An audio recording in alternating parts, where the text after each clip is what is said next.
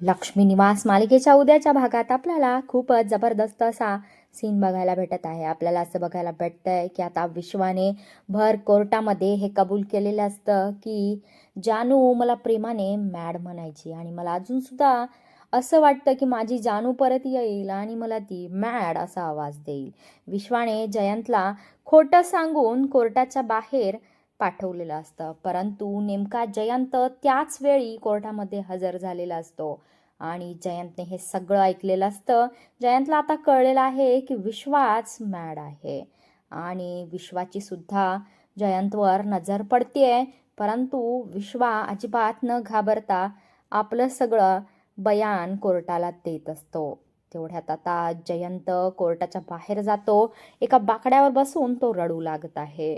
इकडे आता विश्वा धावत पळत जयंतला भेटायला जातोय, पण जयंत तिथे विचित्र विक्षिप्त अवस्थेमध्ये रडत पश्चाताप करत बसलेला असतो. त्यानंतर विश्वा म्हणतो की जयंत, या सगळ्या तुझ्या अवस्थेला तू जबाबदार आहेस. तुझ्यामुळेच माझी जानू हे जग सोडून गेलेली आहे. त्याच्यामुळं ही सगळी तुझ्याच कर्माची फळं आहेत, असं म्हणून विश्वा तिथून निघून चाललेला असतो. गाडीवर बसतो आणि निघून जातोय. धावत पळत जयंत त्याचा पाठलाग करतोय, पण विश्वा तेवढ्यात निघून गेलेला असतो. जयंत सुद्धा त्याची गाडी काढून विश्वाचा पाठलाग करतो आणि विश्वाच्या गाडीच्या समोर जयंतने गाडी आणून लावलेली असते. जयंतनं आता विश्वाला पकडलेलंच असतं आणि आल्याबरोबर जयंत आता विश्वाला मारू लागलेला असतो.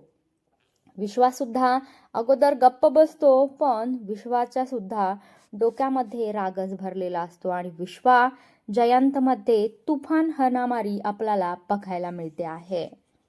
काय आता जयंत मॅडला कोणते प्रश्न विचारणार आणि त्याची उत्तरं विश्वा देईल का?